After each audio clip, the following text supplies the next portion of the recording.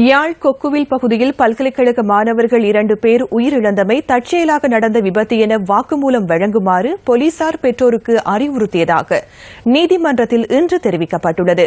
பாதிக்கப்பட்ட மாணவர்கள் சார்பில் மன்றில் ஆஜரான சட்டத்தரணியூடாக இந்த விடயம் நீதிமன்றத்தின் கவனத்துக்கு இன்று கொண்டுவரப்பட்டுள்ளது.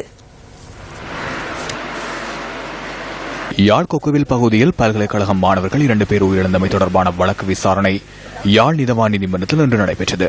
இதன்போது பாதிக்கப்பட்டவர்கள் சார்பில் முன்வைக்கப்பட்டுள்ள குற்றச்சாட்டு தொடர்பில் விசாரணை நடத்துமாறு குற்றப்புலனாய்வு திணைக்களத்தினருக்கு நீதவான் எஸ் சதீஷ்தரன் உத்தரவிட்டுள்ளார். இதேவேளை உயிரிழந்த மாணவர்களின் பெற்றோர்களை சட்டத்தரணியூடாக விசாரணை செய்வதற்கும் குற்றப்புலனாய்வு திணைக்களத்தினருக்கு நீதவான் அனுமதி வழங்கியுள்ளார். மேலும் யாழ் போலீஸ் நிலையத்தின் ஆயுத களஞ்சியம் தொடர்பிலும் விசாரணைகளை மேற்கொள்ளுமாறும் நீதவான் உத்தரவிட்டுள்ளார். இதேவேளை இந்த சம்பவம் தொடர்பில் கைது செய்யப்பட்டுள்ள 5 போலீசாரும் தொடர்ந்தும் விளக்கமறியலில் வைக்கப்பட்டுள்ளனர். சந்தேக நபர்களை எதிர்வரும் 16ஆம் தேதி வரை விளக்கமறியலில் வைக்குமாறு நீதவான் எஸ் சதீஷ்தரன் என்று உத்தரவிட்டுள்ளார். யாழ் பல்கலைக்கழக மாணவர்கள் 2 கொக்குவில் குளப்பட்டி சந்தியில் கடந்த அக்டோபர் மாதம் 20ஆம் தேதி உயிரிழந்தனர்.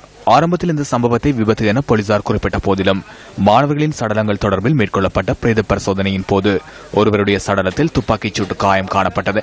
இதனையடுத்து மாணவர்கள் உயிரிழந்த பகுதியில் கடமையில் ஈடுபட்டிருந்த 5 போலீஸ் உத்தியோகஸ்தர்கள் சந்தேகத்தின் பேரில் கைது செய்யப்பட்டு விளக்கமறியலில் வைக்கப்பட்டுள்ளமை குறிப்பிடத்தக்கது.